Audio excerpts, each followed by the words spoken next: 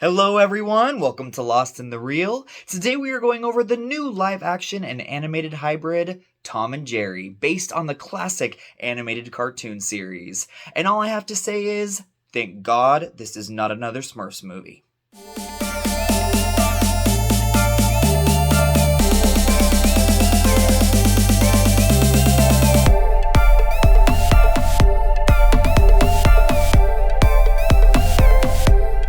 Tom and Jerry is in theaters and streaming now on HBOMax.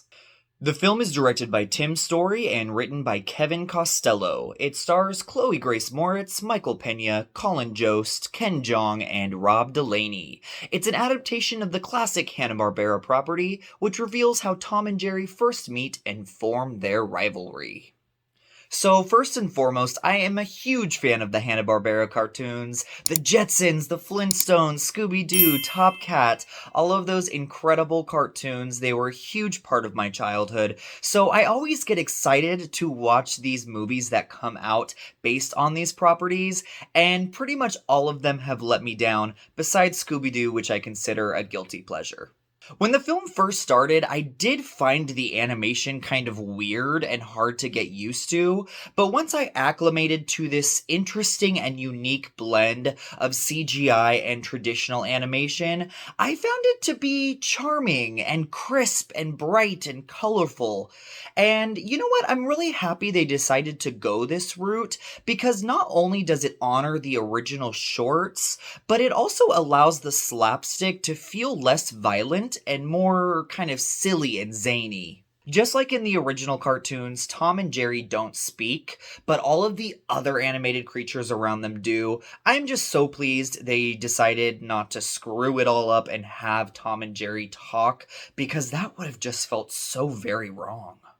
There are a lot of really creative visual gags here that play around with live action props and the animated characters that I really appreciated. And also some of the humans' humor works as well, but there are some moments that this film is just trying to be way too hip and trying to relate to the millennials that just did not work for me at all and felt a bit painful. And some of the music too was just completely off for a Tom and Jerry movie.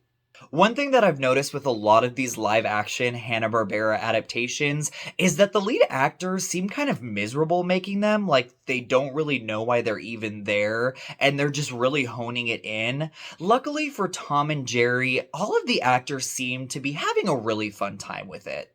And the message of the fact that we shouldn't have to prove ourselves or act like we're good enough to our employers, to our partners, to our in-laws, or even to our best friends, because we are good enough and we are the perfect versions of ourselves, really resonated with me.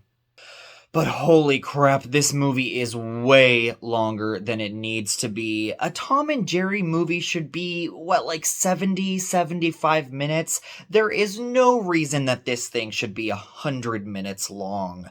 There's just not enough material here to warrant that runtime.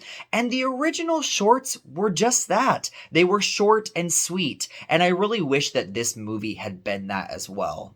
So I will be giving Tom and Jerry 3 Hanna-Barbera logos out of 5. This is a fun, entertaining, colorful, and harmless family film.